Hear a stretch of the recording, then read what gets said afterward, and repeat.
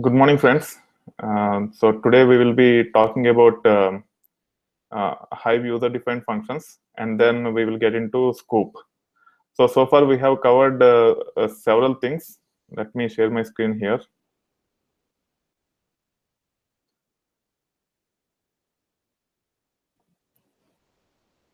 Okay, so far we have covered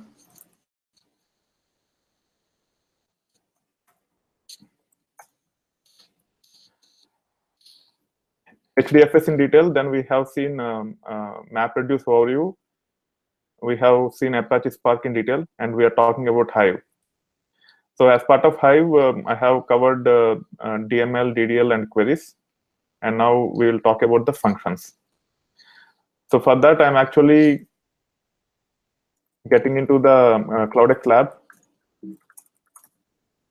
I hope you guys can hear me and see my screen. Can someone on WebEx confirm? Okay, thank you, Sridhar. So let me.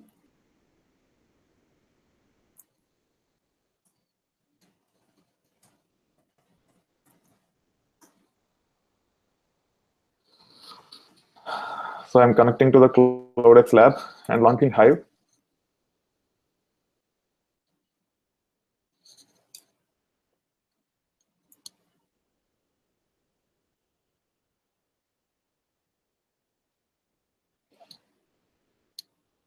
And then to get the details about available functions, you can run show functions. It will give the list of available functions. So as I have explained earlier, some of the functions are similar to programming languages, and some of them are not. Substring is common across all the programming languages. So you can get the details about a function by saying describe function.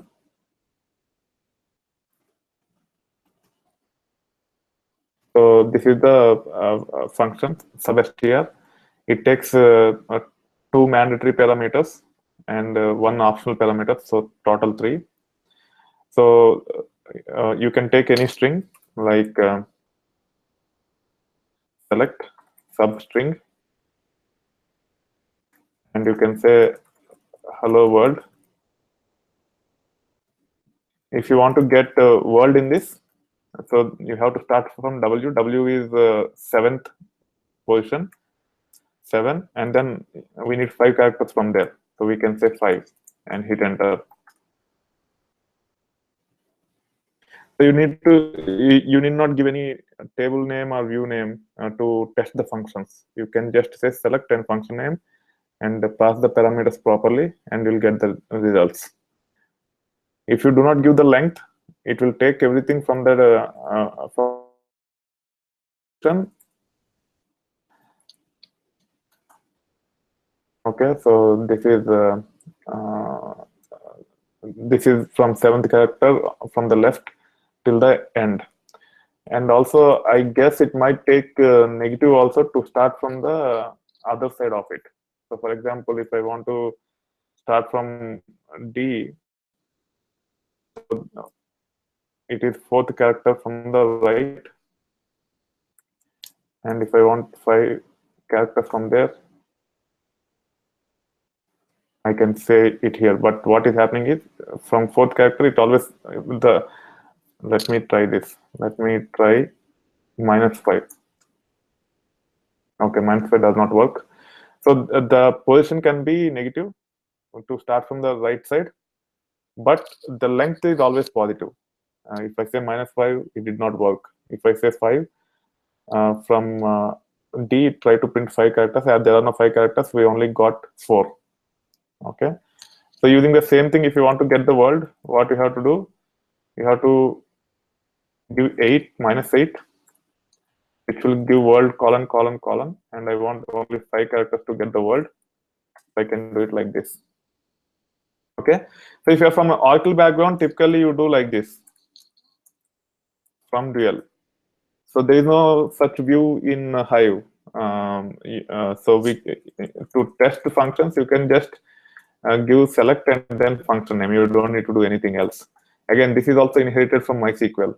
In MySQL also you test the functions like this only. And then there is another function, substring. We will see what it is.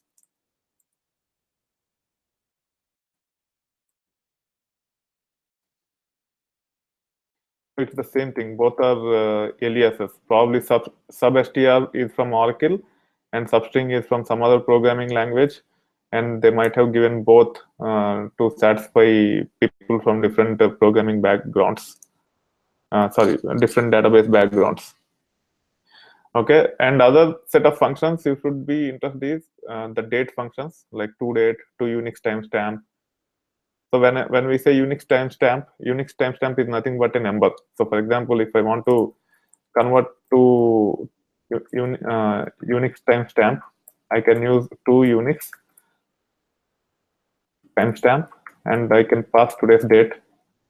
So again, to get the syntax, you can use describe function on this, and today's date is always date is represented in YYYYMMDD format, and then timestamp if you want to pass the timestamp. So here you should represent date like this: 2016 hyphen YYYYMM. So this is October, and today is 18th. Okay, and then if you run this, okay, let me see.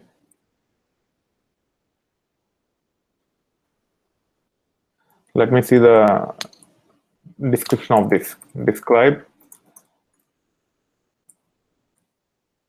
function to Unix timestamp. Okay, it takes date and pattern, and then it will convert it into Unix timestamp. So let me give the pattern also here.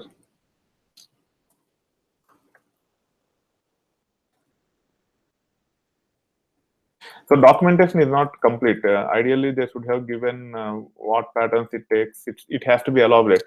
So if you want to get the details of the function, you have to go through the documentation.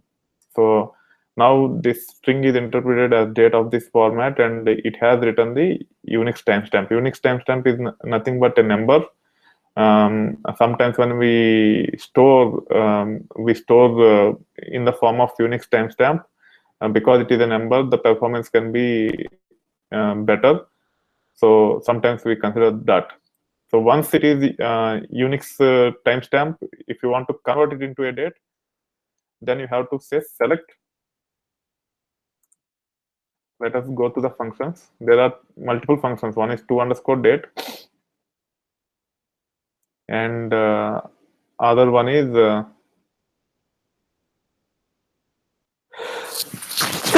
excuse me, from_Unix time. Okay.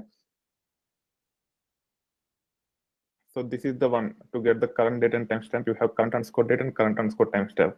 Jiva have asked the question how to get the current date or time. Okay. So here you can say from Unix time. This is the number. So the default date is represented like this: YYYMMDD HH24:MI:SS. So hours in 24 notation, and then minutes and seconds. Earlier it didn't work because I only give the date, I didn't give the timestamp. When I say this, it return null because it is expecting the timestamp also when we try to use to Unix time and from Unix time. So again, we can test it out to Unix timestamp. We can remove this one, and then we can say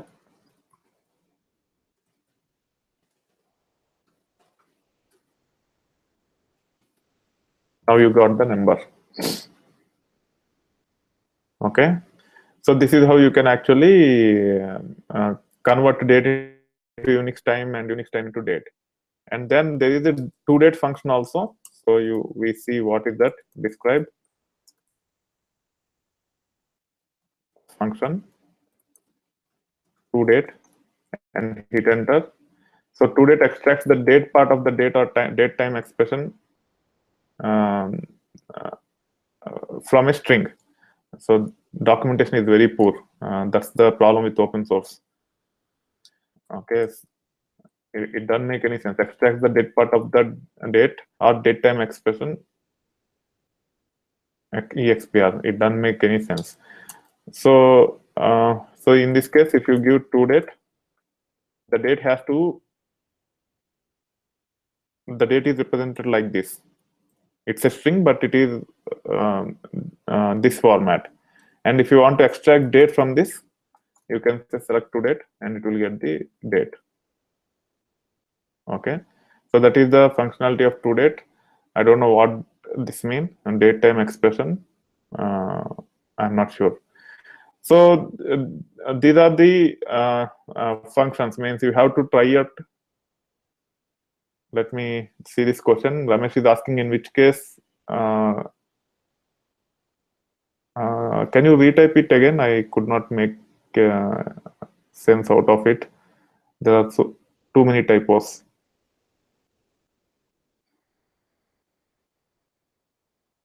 In which case Unix timestamp function is used. Okay, so that's what if you want to store the the date in number. So for example, if you don't filter on the date, and if you are just using it for to track the history purpose, where it stores the timestamp and all those things, instead of storing it in string, if you store it in or even date, if you store it in numeric format, the storage requirement can go down significantly. Okay, but if you try to filter on that column, you have to change the change that Unix timestamp or the string to Unix timestamp, and then only you can filter. For that, it might not be feasible. But if you just want to store data, and if you want to have a column which will keep track of the timestamp of all the records on which you don't index, but you can actually go back in the history for a given record. So for example, in fact table, or in when you store the data in fact tables, you might want to store the history of some of the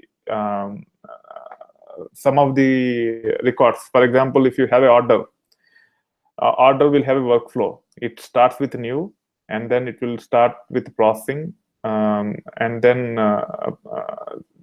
shipped, and then delivered. So there could be 4 or 5 states for a given order. So sometimes to run analytics or to generate reports out of these orders, for example, if you want to compute what is the average time between new to shipped, or new to delivered, or shipped to delivered, and if you want to generate the report out of it, you might have to keep track of the history for each and every record for the same order, but you will have multiple records. And at the timestamp can be used to keep track of the history for the same order. And also you can actually subtract, and you can compute the average with timestamp also. So in those cases where you don't filter on the timestamp too much, but to compute the averages, or even in the slowly changing dimensions, if you're familiar with slowly changing dimensions, we will have the records, all the historical records. There is a dimension called type 2 dimension, where you will have history of the all the fields historically for a given unique ID. So in those things, to maintain the uniqueness, you have to have the date. If you use date directly, which is nothing but a string, it can take a lot more storage compared to making it as a number. And also when you use it as number, your load times and all those things will be can be improved, because storing a number is much more faster than storing a string. Okay, so that's the usage of Unix timestamp. But if you have to filter, then you should not use the Unix timestamp. There is an alternative. what you have to do is you can so here we are saying from Unix timestamp we or um, from date from this we can extract the date, and we can actually convert it into a number like 2016 10 18. So like this, select. So we have the string which is 2016 10 18, and then we can have, I think there should be a replace command. Let me check if there's replace or not. There is no replace. uh, there should be some function similar to replace where you can remove these hyphen characters. So I can use case here, case, or even substring. Let me do this.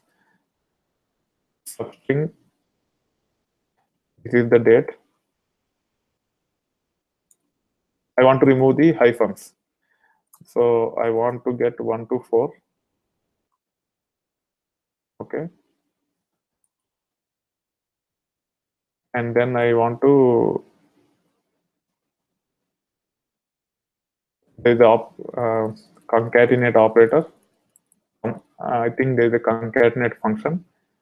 Let me see. Yeah, concat. Okay, then I have to use concat.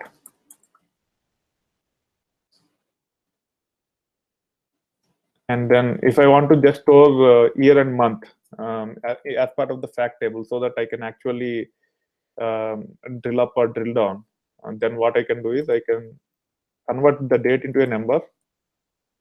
Date will be coming from the data set which we're trying to load into the fact tables. Okay, so here 2016 10 18, and I want from sixth character to 2 characters, eighth character, so 6 comma 2, and then close the concatenate function and type. So now you can get the year and month from the date. So this is the data which comes from the external database or external data sets, and we can actually change it to number. And when you actually store in facts, fact tables, dates and months and years are either should be stored like this, where we can translate into date anytime using the number. Right now, this is of type string because we are processing the string. If we want to convert it into number, we can use toNumber function and then load into the target fact table, so that uh, again, you don't need to end up processing the strings to generate the reports. Rather, you will be working with the numbers. So your queries can perform better. So there is no function called toNumber. There should be something else. Yeah, you have to use cast. There is a function called cast.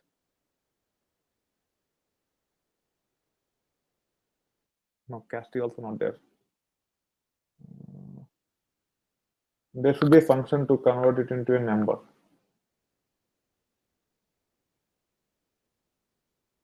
Extract, not extract.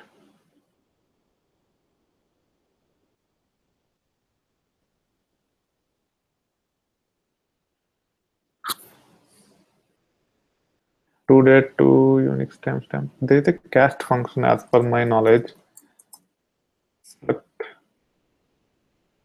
yeah, there is a cast. So the way it has to be done is I have to say cast.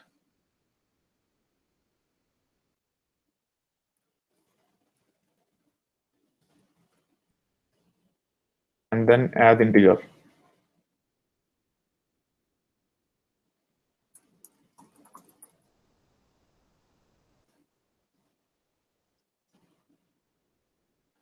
And int, okay. Thank you. It is not working. So it will work. I'm not getting the syntax, but cast will work to convert a string to number. I don't remember the syntax, but there's a cast function which you can use. Okay. Yeah, I know the problem. So I have to close it. Here, I guess. Yes. So this is the thing which you need to pass to the cast. So cast is also a function. I don't know why they didn't provide the documentation here. Okay, so up to here, this is concat, and then we extract the numeric values from this string, and then we are casting as integer. So this is the complete cast function. Okay, so this is how you can convert from one data type to another data type. So display functions, sorry, show functions. I will highly recommend you to play with these functions. Especially date ones are very important. And there are several of them. And there is week of year. Um, and there is no proper order or grouping as part of this typical documentation. Probably when you actually search in official user guide, they might have categorized functions separately, but nevertheless, documentation is not very great compared to Oracle or any traditional RDBMS. It's a open source, so you don't find good quality technical writers who write the documentation. Hence, documentation is sloppy, and practice is very important. There are functions related to regular expressions and all those things. So you have to go through these functions, and you need to understand what are the purpose of this over time. You cannot just mug up all these things, but at least for date functions and string functions, etc., you should know what which functions should be used. Okay, from Unix time to Unix time to date, substring. These are the most important ones. You go through the list at least once. You will understand some of the functions directly. If you want to try some of the functions, you can give it a try. Now we will get into the user-defined functions. So these are predefined functions. Now we'll get into the user-defined functions, which means the developer will develop the functions, and then he has to use the functions in the system or in the database. So for that, I have an example code in my GitHub account. So again, I didn't get a chance to document. I am working on my blocks.itversity.com website, so I could not spend too much time in creating the content for Hive in this, but eventually you will get it. So sorry, I have to go to my GitHub account. In my GitHub account, if you go to code, Hadoop, NYSC, source, main Java. Here there is the user defined functions. So this is the path where you can get it. And let me explain the rationale behind this one. Okay. Why I have developed this function.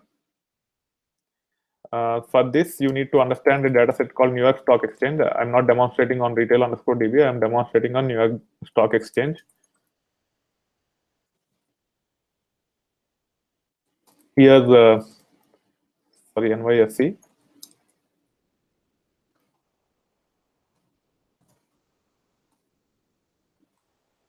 I can open any file. Let me open 2012.csv and hit enter. So you can see the data format dd myn yyyy. So we have date like this.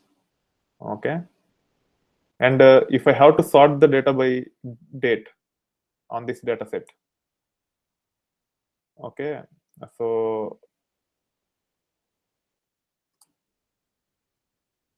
let me do one thing. Let me create a table for this.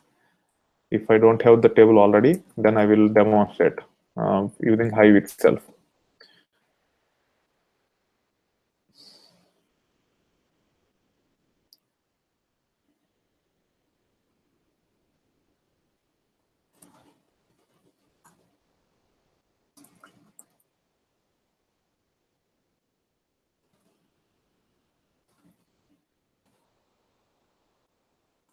Okay, show tables.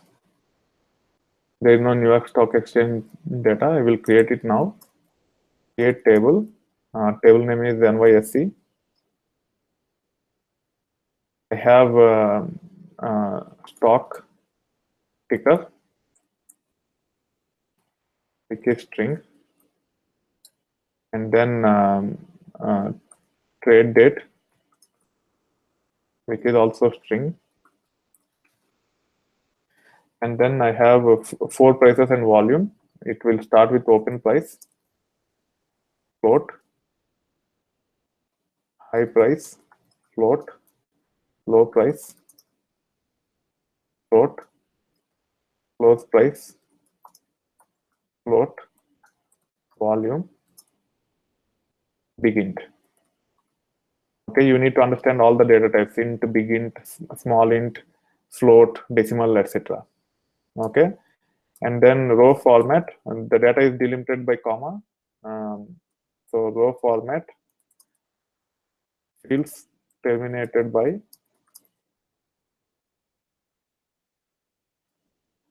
comma, delimited fields terminated by.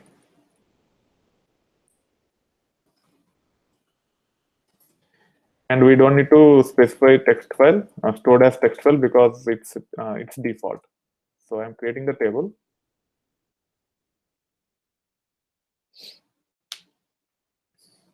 Okay, let me copy paste these things for you. If you want to get the New York Stock Exchange data, it is my data repository, which I have explained for the retail DB. The same one have the New York Stock Exchange data also. So you can have this 5 years of data to do the practice. Okay, now let me copy this create table command for you. Now I have to load the data. Load data local in path.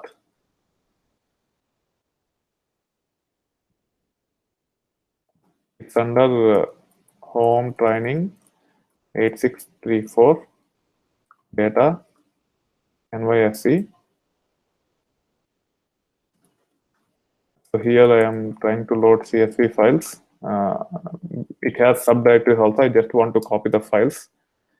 You need to understand how the data is and make sure that you don't load duplicates and all those things.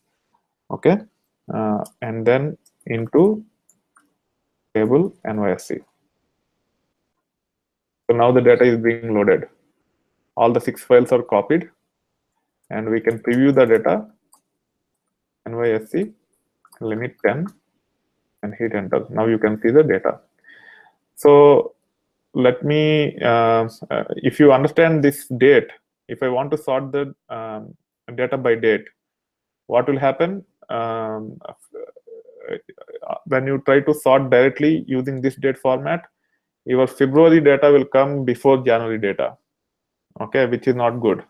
We should not have that. Similarly, there are many dates, many months which are not in alphabetical order when you use the month names.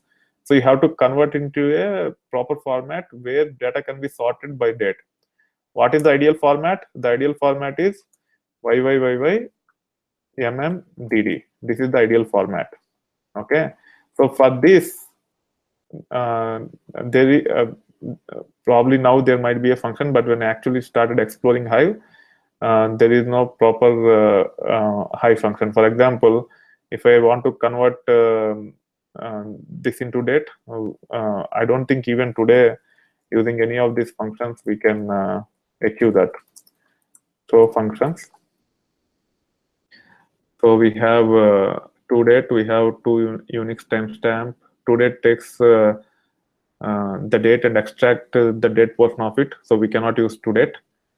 Unix timestamp takes the format. So let's try this. Select and then give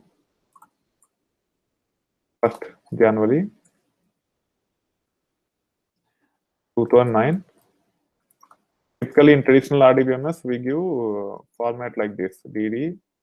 If it is Jan, the format should be like this.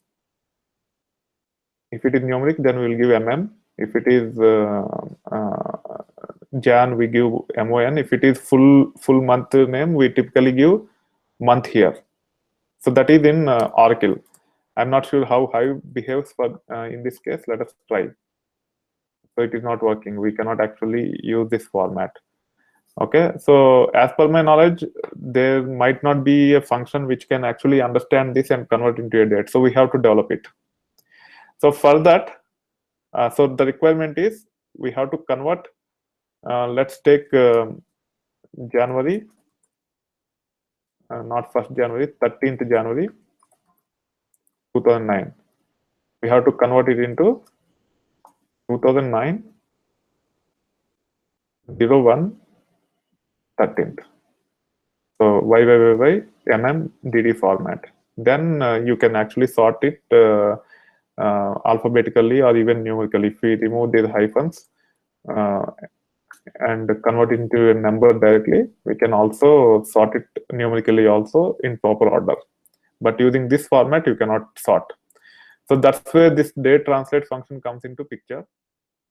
So here again, you need to understand Hive APIs. Okay. There is a function called, there is a class called UDF under arg.apache.hadoop.hive.ql.exec.udf. And you have to extend that one, and you have to override evaluate. Okay. So when you override evaluate, depending upon what you are passing, you have to define the variable like this. So here you need to understand Hadoop data types. Hadoop data types are different from Java data types. In Java, you use string. For the same thing, you use text in Hadoop.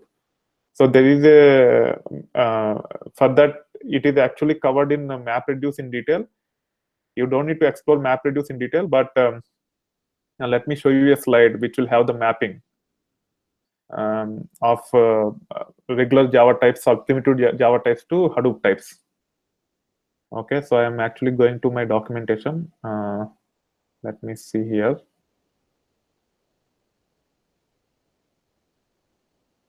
Training material, Hadoop developer training.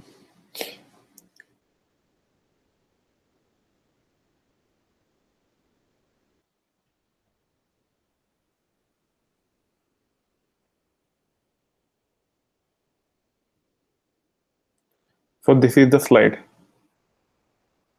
Okay, so these are the primitive types in Hadoop: Boolean writable, byte writable, short writable, int writable, float writable, long writable, text, etc. So depending upon the data type you are trying to use in Hive, you have to find the counterpart here. So if it is integer which you are passing as parameter to evaluate, you have to use int writable. If it is string, you have to pass text.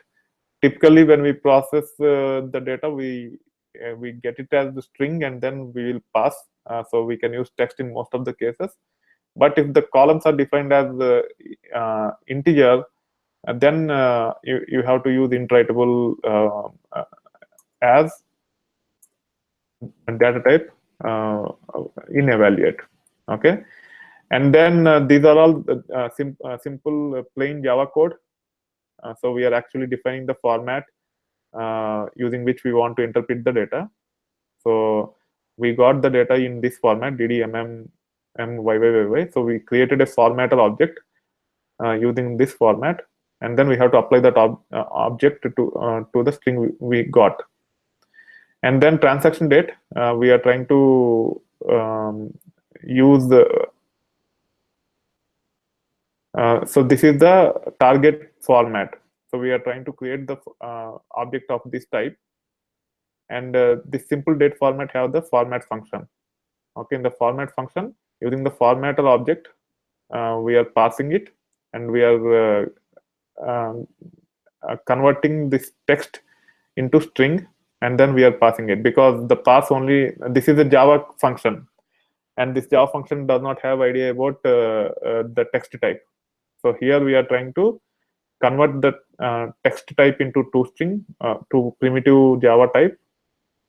Okay, and then we are invoking pass function on that using formatter object, which means this one. So we are trying to interpret the string which is of this type and converting into date, and then again we are actually applying a simple date format on the date to format using this format.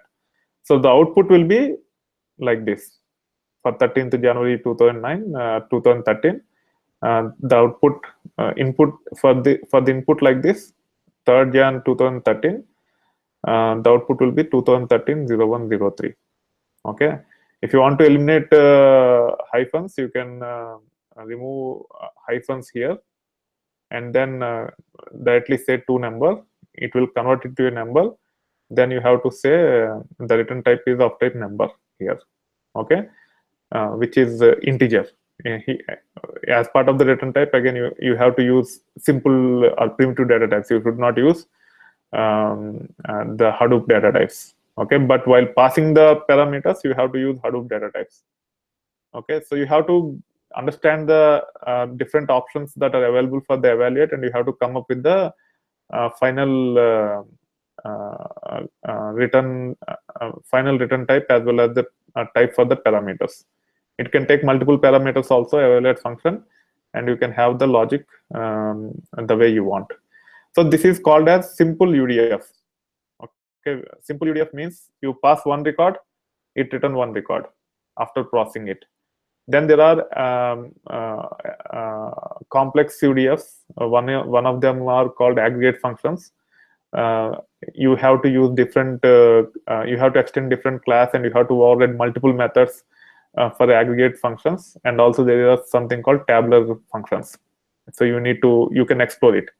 So here I'm not getting into too many details about aggregate functions as tabular functions, because we typically don't do it on daily basis. If you face that question, you can say that Hive supports simple functions. You can write simple functions. You can write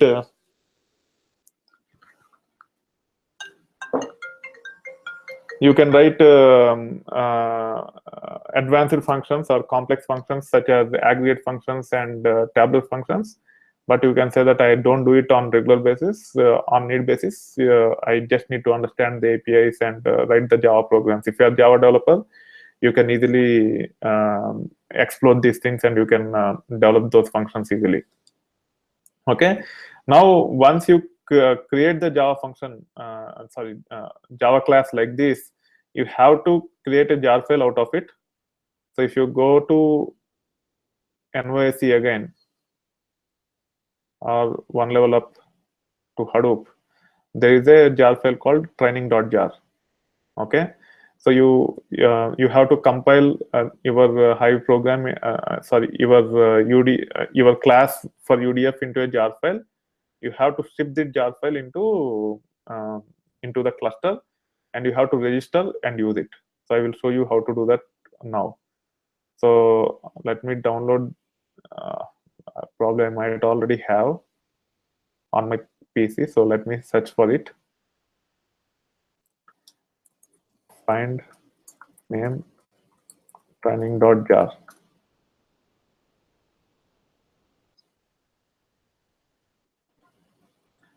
Okay, so let me first validate whether I have that function or not in one of these things.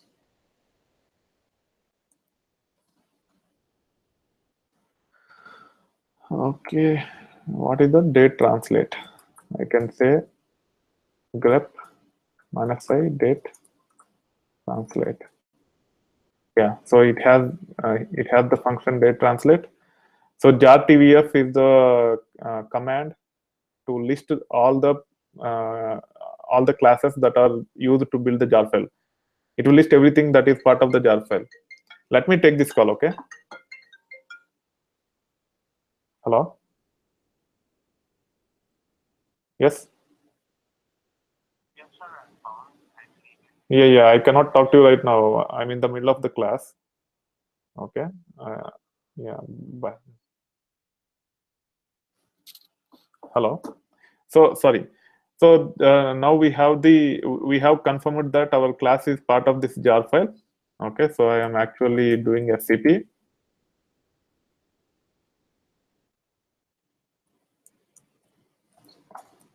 to training 8634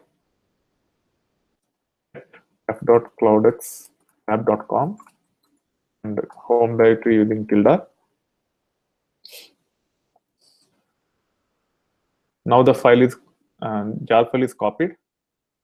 Okay, now I'm logging in as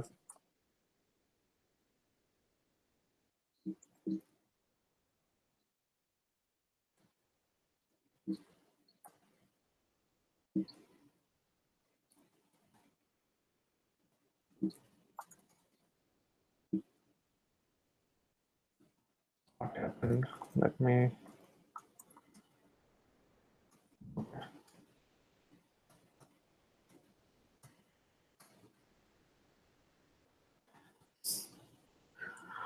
okay, now we have this training.jar. So we have to add this jar file and then we have to create a temporary function out of it. So let me get into the documentation. I already have the documentation associated with it. So I will use the documentation. So Hadoop PW, Cloudera, Hive.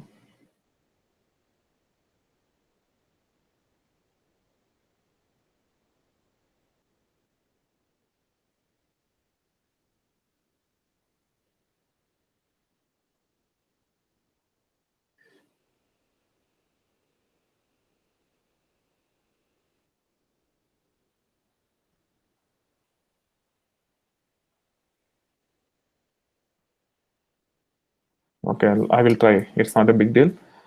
So I already have the Hive here. So I just have to say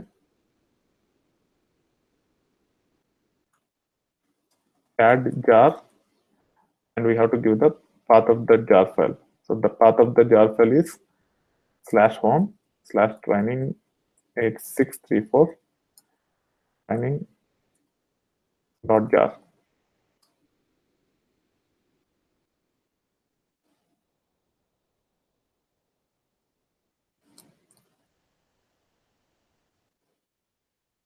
Okay.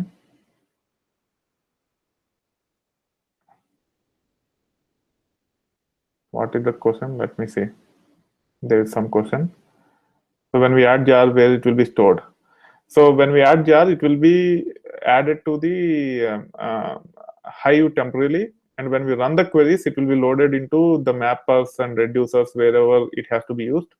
It will be loaded as the external libraries. Okay. It will maintain internally as part of the Hive engine. I'm not sure where exactly it stores, but it will be preserved wherever you are trying to register. I think it will only give the it will only register that there is a jar file here when we run add jar command, and then when we actually try to use it, it will be copied to the mappers and reducers wherever the program is running.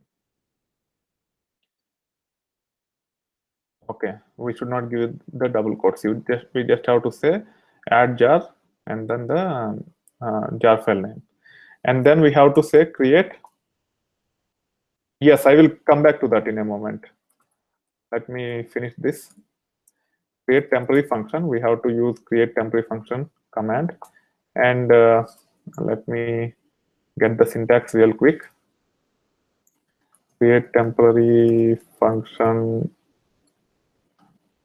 Hive UDF. Okay, we have to give the function name, which is date translate, and then as we have to give the fully qualified path of the class, which is training.hive.udfs.date translate.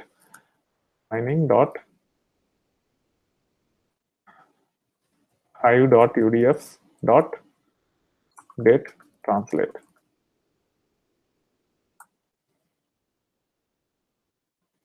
There is a typo.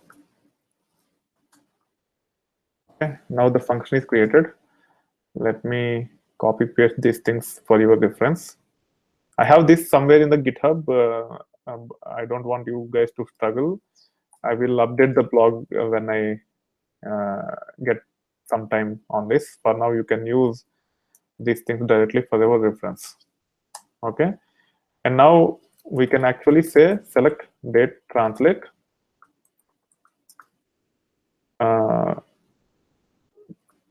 trade date from NYSC limit 10. You can see the date format being changed to YYY-MM-DD format. Okay, now we can actually sort the data the way we want. So this is how you create the function. So you create the Java code for your function. You compile into jar file, register the jar file using add jar command, and then create temporary function like this. So you can only create temporary function. You cannot create a permanent function which will be listed in flow functions. If you have to do that, you have to commit to the open source, and then only they will add to the next release in the Hive. So as Jiva have asked a question whether this function is only for current session. That is correct. It is only for current session. If you want to reuse it as this user whenever you try to process the data, you have to recollect about .hiverc. Okay, so in .hiverc, you can add these two lines. Let me make sure that I'm in the appropriate directory. I should be in the home directory. Okay, .hiverc in the home directory will be the only one which will be used. Okay, so now I am actually opening .hiverc, and then I can add those two lines.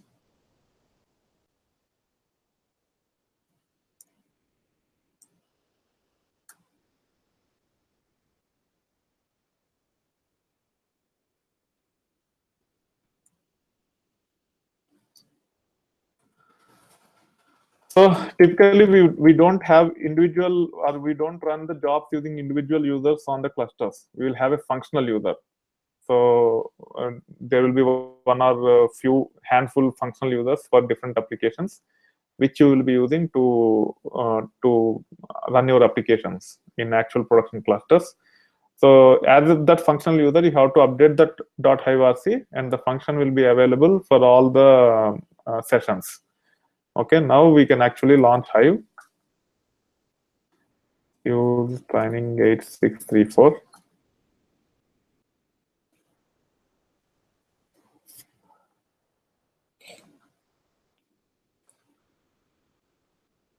Okay, and now we can actually say select date translate trade date from NYSC and hit enter. I didn't give the limit 10. Okay, let it run. So this is how you can register your user-defined functions as part of the using .hiverc for all the sessions. Okay, good question, Jiva. And that is it with respect to Hive. Hive is very important after Spark. So the most important thing here is understanding the framework and how you can build the framework. And for building the framework, if you are serious about big data engineer role, you have to have fair understanding of data modeling. You have to build those data modeling skills. And then either programming language or shell scripting. Programming or scripting are important. So these two are the most important things, more than anything else. Once you understand these two, the third part is Spark. Okay, so data modeling, programming, and then Spark. You need to understand the Spark APIs, and to work with Spark, you have to be proficient in either Scala or Python or Java, but most frequently used are Scala or Python. So from programming perspective, you have to be familiar with Scala and Python. Only from data processing perspective, don't think for building the enterprise web applications or something using Scala or Python. I will come back to that question, Jiva. So data modeling, programming, and then Spark APIs, then Hive. Okay, these four are the most important things. and then you can add more skills for different purposes over time. But this is the foundation. Data modeling, programming, Spark and Hive are the foundation. Hive is very important because we can write SQL. So here it's not about Hive, it's more about SQL. So uh, uh, after Spark APIs, the most important thing is SQL, and Hive is the way which we typically deal with in big data. So you need to understand Hive. Okay. So the question from Jiva is, we can use the function for different applications. Yes, you can use the function for different applications. Uh, you can make as generic as possible. Only thing you need to remember is you have to implement certain APIs, or you have to extend certain API classes of Hive and override certain functions with the necessary functionality, satisfying the specification of that function as part of those abstract classes or interfaces. Okay. So now we are done with Hive. The next topic will be Scoop. Okay. So after the four, the next most important thing is the Scoop or HBase. You can actually Scoop and then HBase. HBase is a NoSQL. You don't use NoSQL in all the areas, or even if you are using in your project, it will be in the overall project. If you have to give the weightage, HBase is probably 2% or 3% of the overall effort. Okay, so next important is Scoop, and I will be covering Scoop. So already Scoop documentation is updated, so you can use this for your reference later while practicing the Scoop. So we'll start with getting started.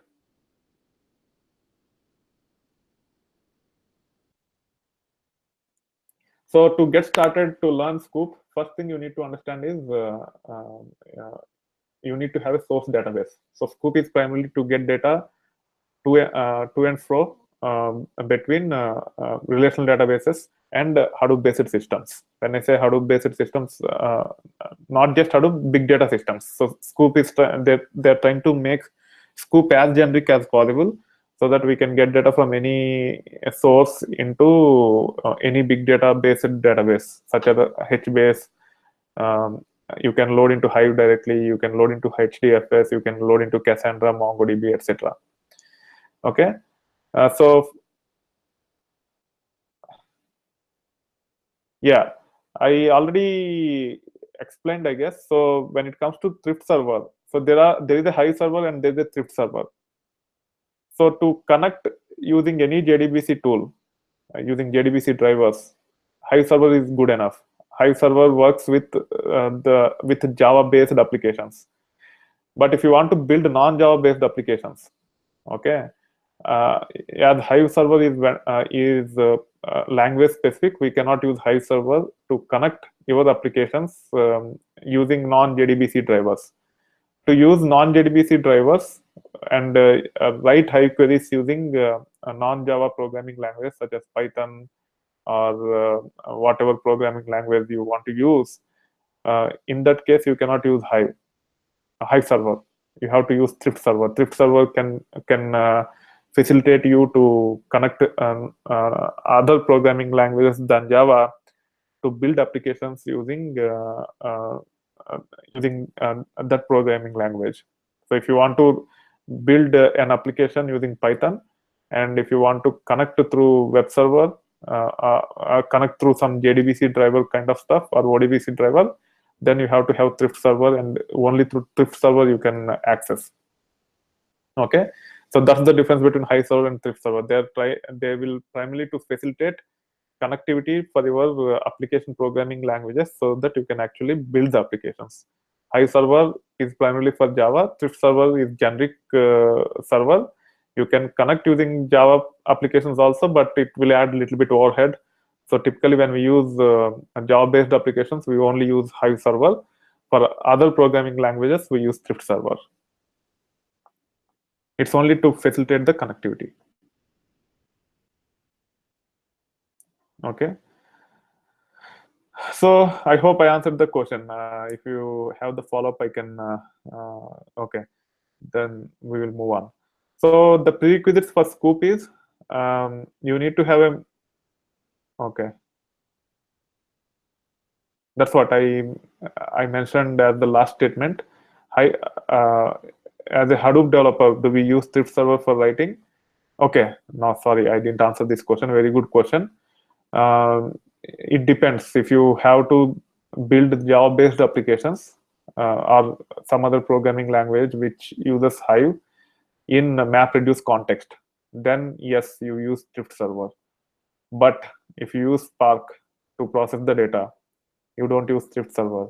Spark can directly talk to Hive as long as you have the hivesite.conf, hivesite.xml file, which is configuration file available to Spark. Spark can directly connect to Hive, which is running on the cluster, and you can actually build the jobs directly using Spark.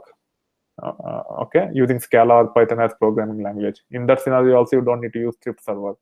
So when you use to thrift server is, for example, if you have a visualization tool, okay, and it does not use typical JDBC or ODBC driver and JDBC drivers. If it uses some other type of driver which requires thrift server, then the administrators have to set up. And as a developer of a visualization layer, you might have to use connecting to that thrift server. And it's not very difficult. It's pretty straightforward. As long as thrift server is up and running, you just need to create the URL and you will be able to connect. You don't need to develop anything for specific to thrift server. Only the way you connect to it will change a little bit. That's it. We can use Hive context class. Yeah, if you start Spark shell here,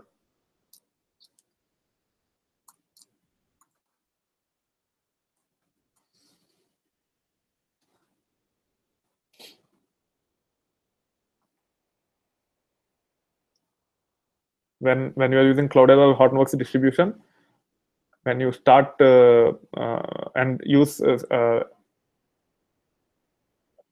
yeah, when you use Spark Shell or PySpark, any of the things, either to develop in Scala or Python, when you launch it on Cloudera or Hortonworks distribution clusters where Spark is set up using Cloudera or Hortonworks, you can see the final statement created SQL context with Hive support. SQL context available as SQL context. So if you type SQL context to get the type of this object, is nothing but the Hive context object.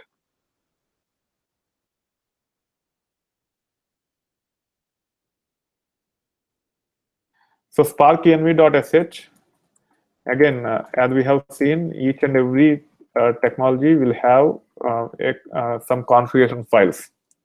Okay. So the configuration files can be XML files, the way in Hive, and the way it is the case with Hadoop or HDFS, MapReduce, Hive, etc. If you go to etc scoop, so here I'm trying to show you the configuration of scoop. If you go to scoop, you have scoop-site.xml. This is the, I think this is associated with scoop2, and also you have scoop-env.sh. Similarly, if you go to etc pig conf, okay, and do ls-ltr, you have pig env.sh, and then we have pig.properties. Okay, so actual properties that will change at runtime will be specified in pig.properties. So env is also kind of a properties file, but it has a particular reason why they named it like that. So even if you go to etc Hadoop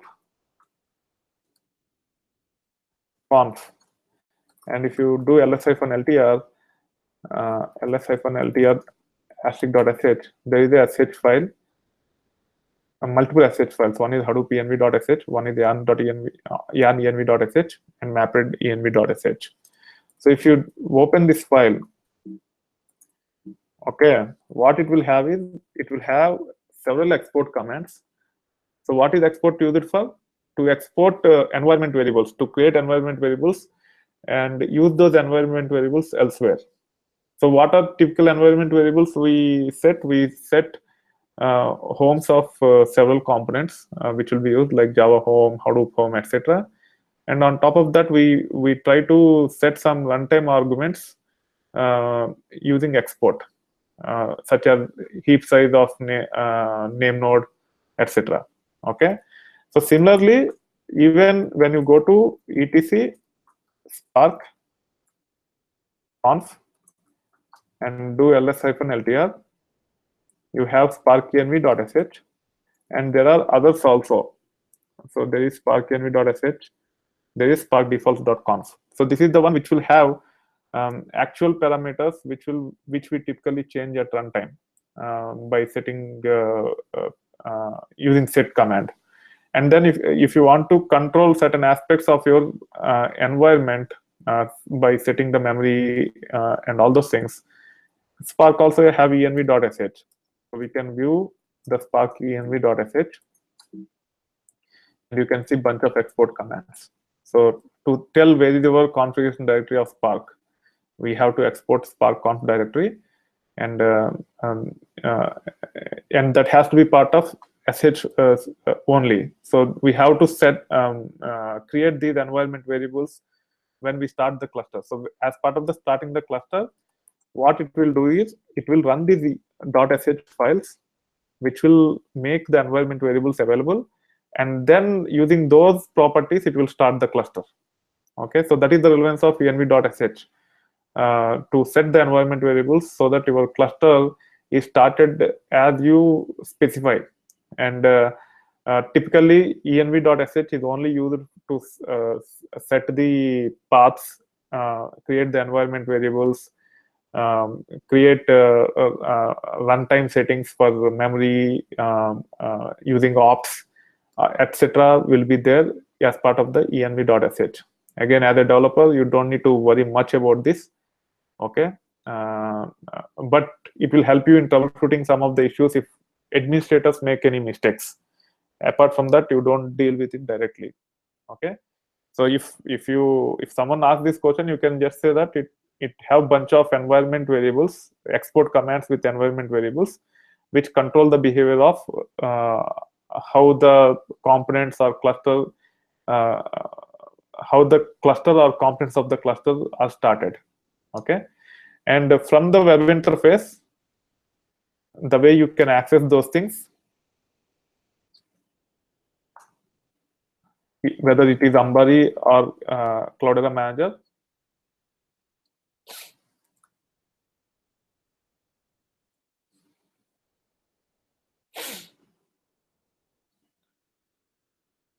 okay, so whether it is Spark or Hive, or any other component, you can go to configs, and for a few of them will be, for example, if you go to yarn, right? So few of them might be available here. If you go to advanced, if you want to override certain parameters in environment, there will be advanced yarn environment, and you can override certain parameters from here. So whatever is there yarn env.sh, it has again generated the visualization layer in proper format. Okay, so the advantage of using Ambari or Cloudera to manage the cluster is it will hide all the complexities, and it will give a uniform view of all your parameters. You just need to understand what type of parameter you are changing. You go to that section and you just modify those things. Under the covers, some are .sh files, some are .xml files, some are properties files, which control the several properties which impact how your cluster or how your applications runs at any point in time. Even in the Cloudera Manager, you will see on the left side, there will be a scope and category. In that, you will see environment variables, and you have to choose that, and it will get you all the environment variables for that service, and you can modify those things. Okay, so even for Spark, If you go to the advanced in configs, actually there is no default and advanced for Spark. There is only one section. Here you can see advanced Spark env. These are the current parameters. If you have admin permissions, you can add new ones also. It will give you add button here. You can click on that, and then it will create a it will give you two text boxes. You have to enter the key and you have to enter the value, and then you can actually modify the parameters. Okay, so this is how you deal with environment variables or properties which will impact the behavior of your cluster or the applications that are running. So that being said, I will give few more minutes for you. It's as it is a logical point, logical endpoint of one of the topic. I will take few questions and then we will get into scope. I will give 5 minutes time. You can ask any question and then we will get into scope because you guys are asking good questions. Okay, next question is, what is the difference between bash RC and bash profile? So very good question. When you do, so you might be familiar with the different shells you have. Okay, if you run which shell, it will, sorry, which, no, I forgot the command. So it will tell which shell you are using. Typically we use corn shell or bash shell. Okay, so if it is corn shell, we are in the home directory, and there will be some hidden files. Let me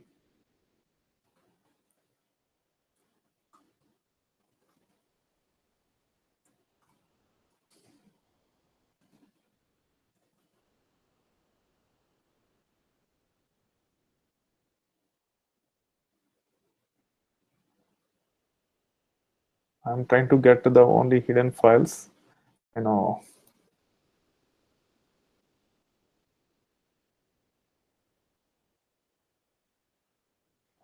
Okay, so let me do this. Let's hyphen. Let me run it like this only. So now if we go into this, there are only handful of them, and you can see .bash rc, .bash profile. I'm not sure about .bash logout. Probably it might store some information there. If it is corn shell, you will see .rc and .profile. Okay, because for most of the environments, corn shell is the default one, and bash is typically next level to corn shell. But in this case, we are using bash. So if you go into these things, cat.bash rc, it has certain it has certain code. Sorry, we have to let me show the bash profile also. Cat.bash profile. Okay, so this is bash profile script. If you go through this bash profile script, these are nothing but shell script, and they are primarily used to set the environment variables and to control the behavior of your terminal. For example, here you are seeing username at the host name. And when you set up the Linux by yourself, you will not see this directly. You will just say bash or ksh, whatever it is. Okay, to get this, you have to run certain commands, and to control your environment, we use this .bash profile and .bash rc, or .profile and .rc. So what will happen when we log in? It will execute the script depending upon which shell you are which is being used for you. For example, so there is cat. There is a file called etc password, etc passwd. Okay, there are so many users, and here I want to grep for my user, which is training 8634. So it starts from here. So whenever we create a user, there will be an entry into password file, which will facilitate you the capability to log in. And here the default shell is bash. So when I log in, I will log in with the bash shell. If it is bash shell, then whenever I log in, as part of the post login activity, it will execute this bash profile script. Okay. And what we have in the bash profile, let us look into the bash profile. What we have, it has the if condition to check whether there is a .bash rc, and if there is bash rc, we are asking to invoke that one. So whatever logic is there in .bash rc will be executed. And then we are adding few directories to the path. So let's say there are some programs which we want to run frequently. We have in our bin.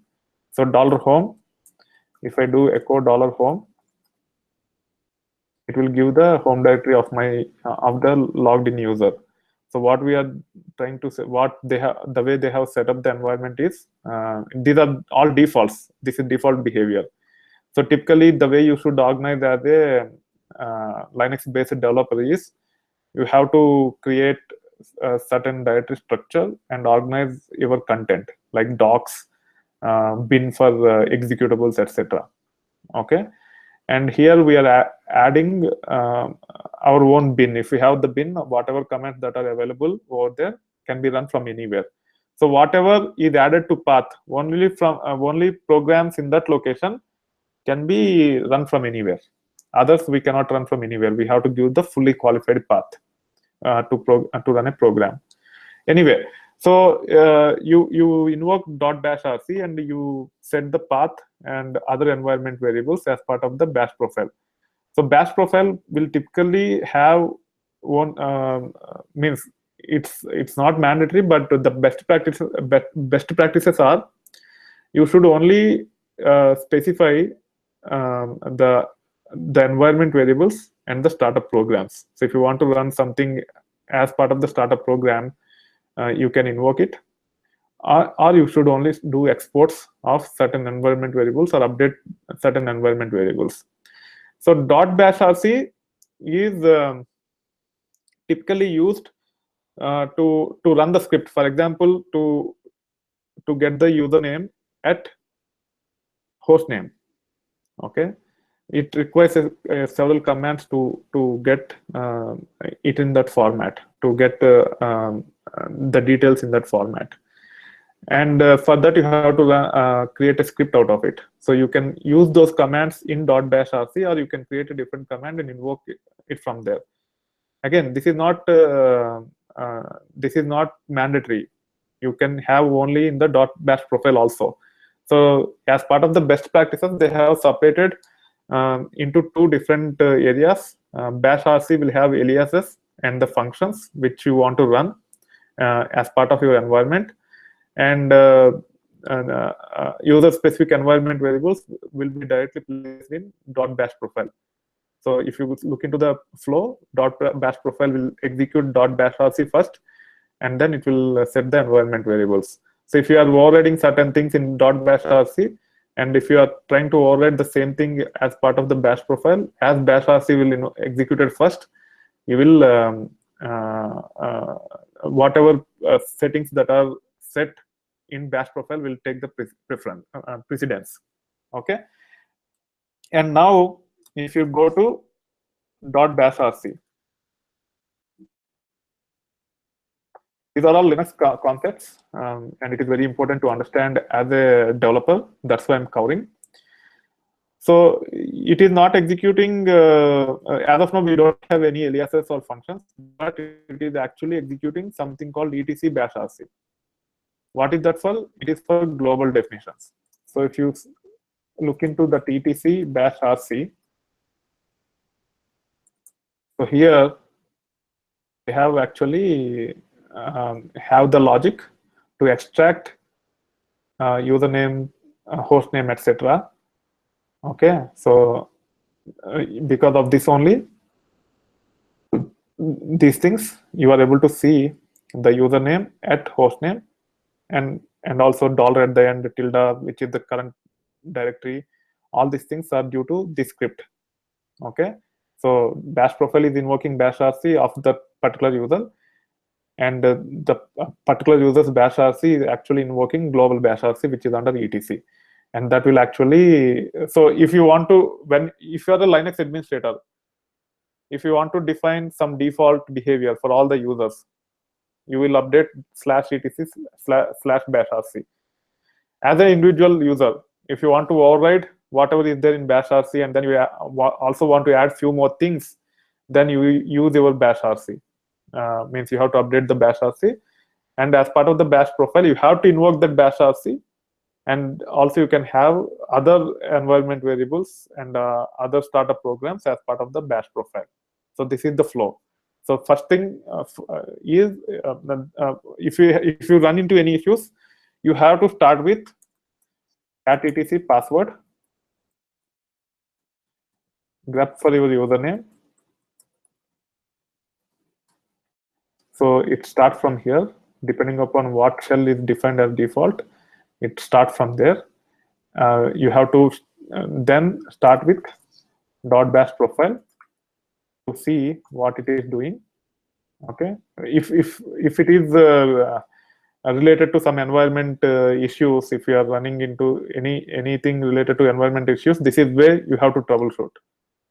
First, understand which shell you are using, bash in this case, then go to .bash profile, and we are invoking .bash rc here. So we have to look into .bash rc, and then it is actually invoking etc bash rc. So you have to look into etc bash rc and see what is happening over here. Okay, and again here it is invoking few other programs. So you have to understand the complete flow and go to the point where the issue is happening, and you have to troubleshoot and fix those issues. And then now you can you might have understand that environment variables can be set at different levels. You can set in etc bash rc, you can set in bash rc, you can set in bash profile. There are several areas where you can set the environment variables. To get all the values of the current environment, all the variables of the current environment, you can run a command called env, and it will give all the values after executing all the environment variables for that session in one place using env command. Okay, all these things are set at different levels. Few are set in .bash rc, few are set in different levels. Okay, but this will give you the current status of all the environment variables. Okay, and when you troubleshoot from the program perspective, you cannot run env command on your console, and then you might get confused that there is discrepancies between the environment variables and the program. The way you should troubleshoot is, if you want to see if the environment variable is properly set or not, you have to echo as part of your program and see what it is reflecting. You should not run env command in program and see what is happening. You should not do that. You have to echo on a particular environment variable and see what it has. If it is deviating from what your expectations are, that means somewhere in your programming logic you are not setting it properly. Okay, so to env is to give all the environment variables. If you want to echo for a particular environment variable, in this case log name, you can say echo $ and then environment variable name. So it will give you who logged in. There is another command also to understand who logged in, which is who am I. This is more appropriate command, but typically we will have environment variable also for this. You can run any environment variable using echo $ and the name of that environment variable. Okay, so path, if you see, so all these directories are added to path. So whatever applications are executables that are available in these directories can be executed from anywhere. So for example, if I run which shell, okay, so we can run scripts using shell command, or let me say which who am I, hit enter. It will tell from which path it is actually running. Okay, so if you see, user bin is already in the path. So because user bin is in the path, who am I is working. Now if I say um, export path equal to null, let me copy this one. So I'm overriding it completely. I'm not appending, I'm overriding. So whenever you are trying to deal with path, you should always append. Now I change path to null. Now if I run sh, it says no such file or directory, because the path is not pointing to that. But I can run the shell saying user in sh. Now it will work. Okay. Similarly, if I run who am I, it will not work because we messed up with the path. Okay. We can give a fully qualified path anytime to run any program. But if you want to not to use fully qualified path for your programs or executables, like who am I in this example, you have to update your path. Now I'm actually doing path equal to slash user bin. Only user bin I'm adding. I'm not adding anything else. So whatever is available in user bin, I can run it from anywhere. Now I can say who am I, and it will work. Okay. Now I'm fixing the path to the original value. Even if you, while practicing, even if you forget, as long as you don't update your bash profile, bash RC, etc., you can log out and log in, it will work. Okay. So none of the commands will work. If the path is set to null, none of the commands will work directly. Only if you know the path where the commands are there, you can give fully qualified path and execute those things. Okay. So this does that make any sense? I mean, I have covered environment variables. I have covered the relevance of path. These are very, very important for a developer, and it saves a lot of time while troubleshooting the issues by having this knowledge. That's why I have gone into details and covered all those aspects. So that being said, we are almost at the end of the session. I will only take the questions for today. We will start Scoop fresh from the next session. Okay, if you have any questions, you can ask. So there is a question from Ramesh. Is it a common practice to use Tez or Spark as execution engine or MapReduce for Hive in production? So we don't run Hive applications launching Hive in production. Okay, especially if you are using Spark, you will run Hive queries as part of Scala or Python.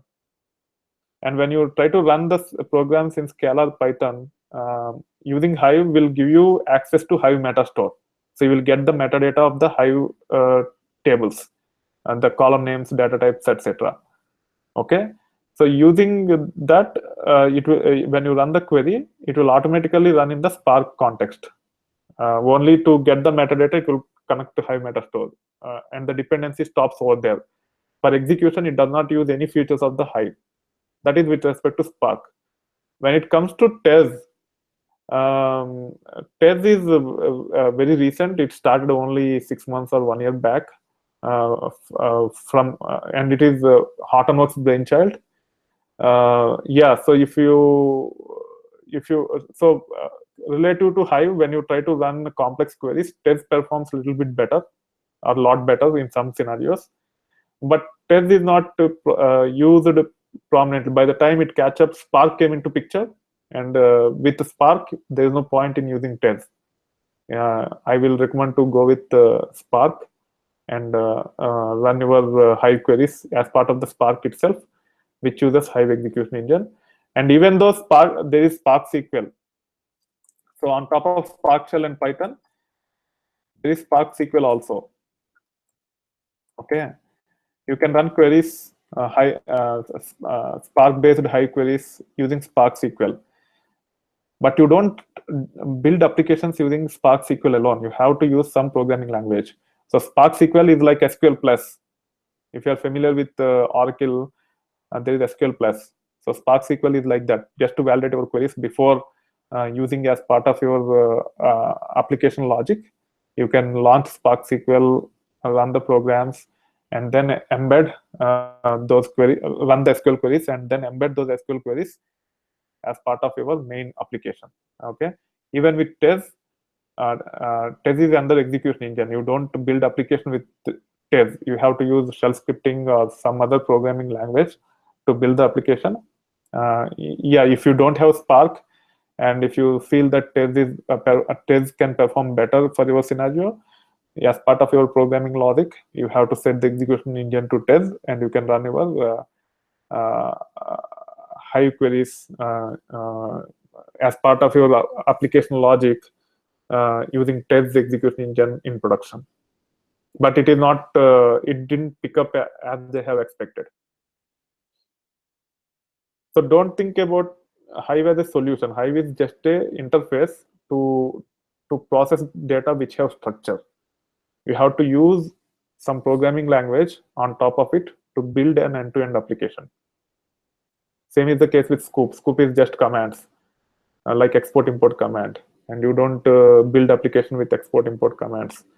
You either develop programs using shell scripting or Python or Perl, and then you deploy it. Even if you use SQL loader in Oracle, SQL loader is again commands, but you typically embed as part of the shell scripts. Then only you can make it automatic. Otherwise, you have to do it manually every day. Some people do that, but that is not the good practice or sustainable practice. Okay, so these are all different moving parts, and there should be a wrapper around all these moving parts, which will connect these things to build an complete application.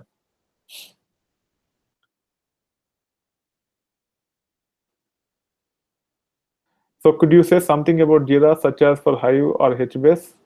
So Jira is just a ticketing system. So if you have an issue, Hive and HBase are open source technologies, or any technology in big data ecosystem is an open source technology. And if you run into any issue, or if you want a feature request that needs to be added in future, you need to write the Jira ticket to the appropriate team, and then if they accept it, they will implement, and then they will release as part of the future releases. You can also raise bugs, I think, in Jira in case you encounter a bug, but you cannot control their timelines. So that's why we will go with Cloudera or Hortonworks. If we go through Cloudera or Hortonworks, we just need to raise the support ticket, and Cloudera will fix the issue and release the patch, and then they will work with the open source community to release those permanent, to make those as permanent fixes for some of those issues.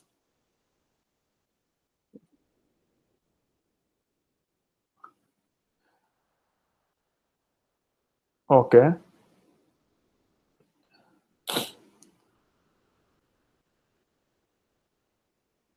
Yeah, so all these tools are helpful up to only some extent.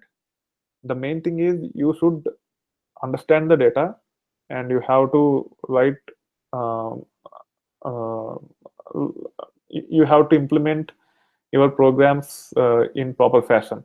All these tools to debug and all those things, they are helpful, but as the complexity increases, the overhead to support those things will be relatively significantly high, especially unit testing. For typical enterprise application, unit testing is pretty straightforward. But if you have to write unit test cases for ETL, it is not practical. But people do that because a lot of guys who are getting into big data ETL jobs are from Java background, and the architects will push for unit testing. You have to do the unit testing. You have to do the unit testing. But traditionally, as part of ETL, we don't do unit testing. We pass some test data and see whether we are getting proper results or not. But unlike Java, where we do where we write unit test cases, and we make sure that all the test cases are passed and logged somewhere. It has to go through a complete life cycle. For data processing, we don't do that. If we start doing that, your data processing uh, will get unnecessarily a lot more complicated. But unfortunately, people from non-data integration background are the ones who are coming into the big data ecosystem, and they emphasize on unit testing a lot, quite a bit.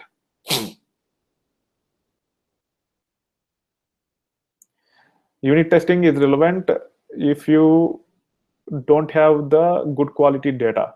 For example, if you are building an enterprise application, web application, data can come anyway, and but when you actually think about data warehousing, you have already a golden source. You get data from databases, you get data from weblogs. The data is controlled by the company, and you have proper structure. So you will have good quality data covering all your scenarios. You just run your programs against sample of that data instead of writing complex unit test cases. That's what I have mentioned. It is not that relevant, but unfortunately people emphasize quite a bit. So when it comes to Spark, you have Python and Scala as programming languages, or Java. So unit testing, you have to identify proper frameworks for your programming language, and you have to struggle with that. You need to focus on those frameworks if someone emphasizes on unit testing.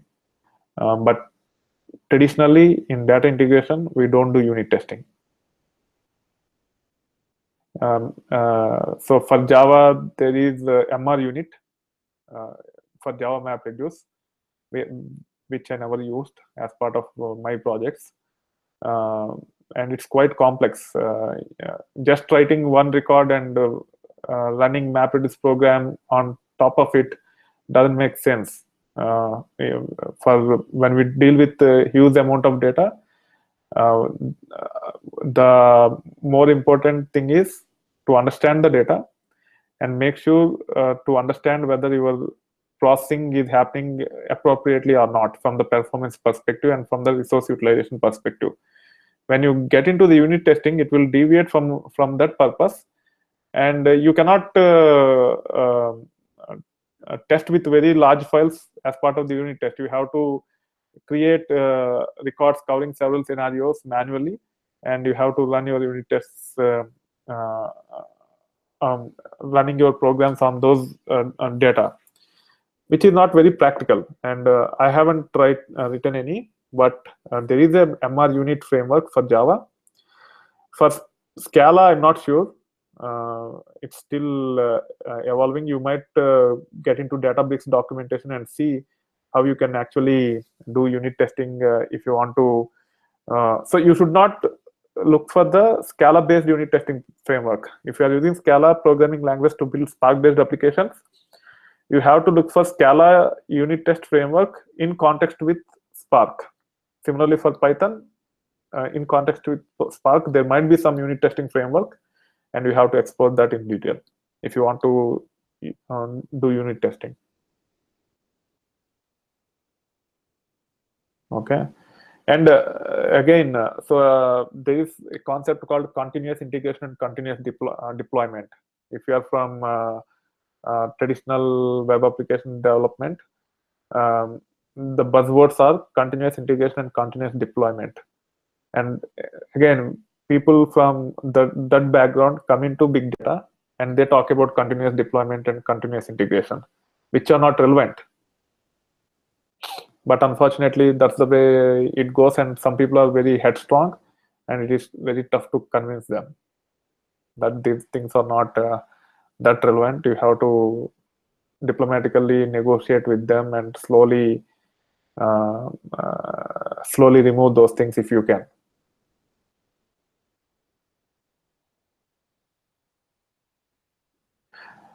So when you give the timelines, when you give the commitment, again, you have to understand. So what I'm trying to say is, if you have to do unit testing, you have to put Okay, I could not recollect your background.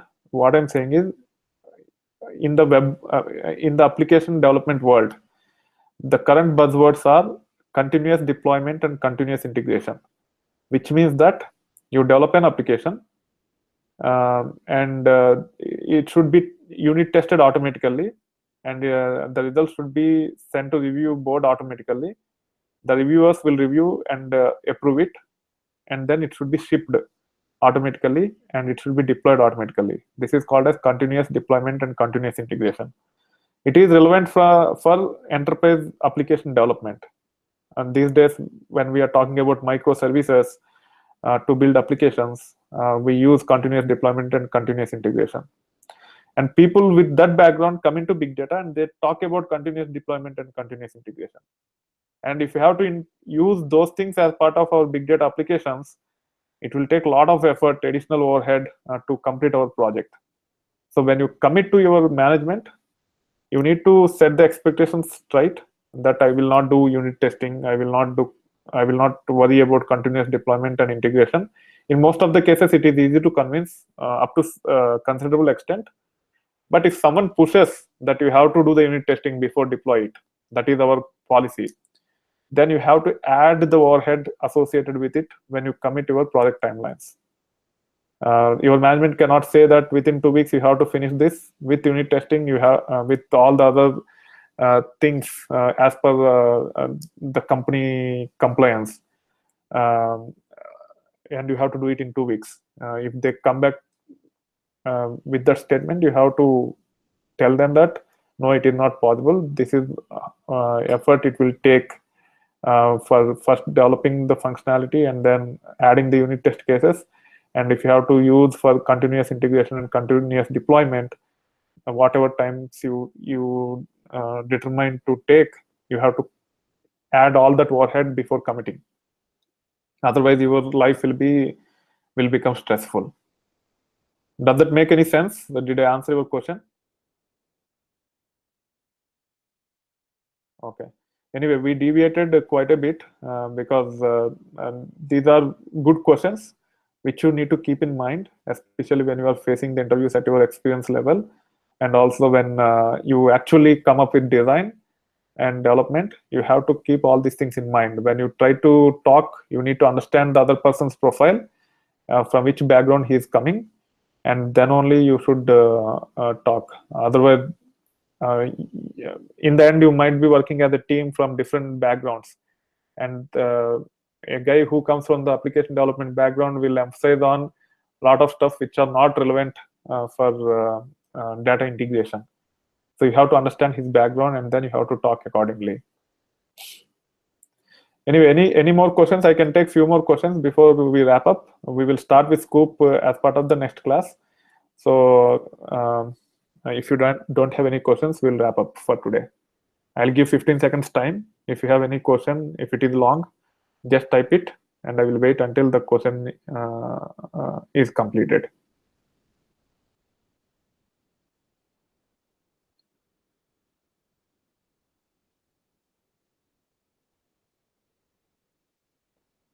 Okay. So there are some questions from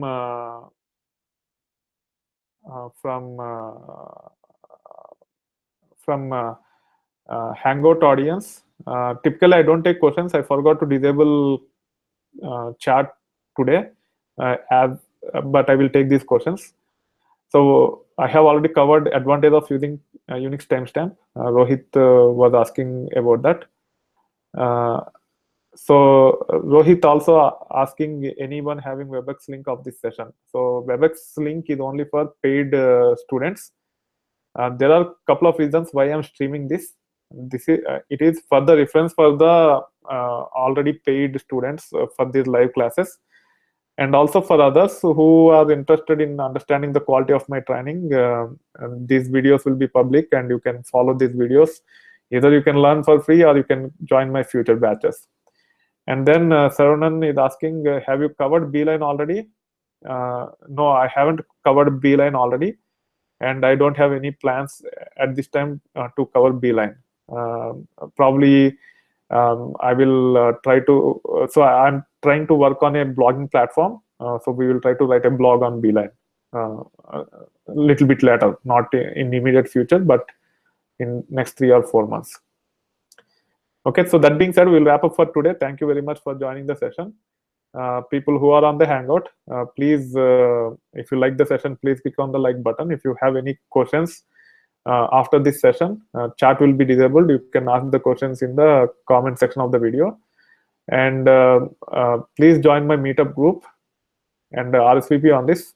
Unfortunately, I didn't update my blog today for this session, but I will take care of it for the future sessions and make sure that you can RSVP and you can actually log into that link. And live chat will not be available unless you want to be a paid student for my new batches. You will not get the invitation for WebEx. So I will be announcing new batches once in a quarter. I do these batches. I don't do it regularly. So whenever I announce a batch, you can enroll for the course and you can be part of those live sessions to clarify your questions. Okay. So that being said, thank you very much for both people who are on the WebEx and also who joined on the Hangout. Have a nice day. Bye.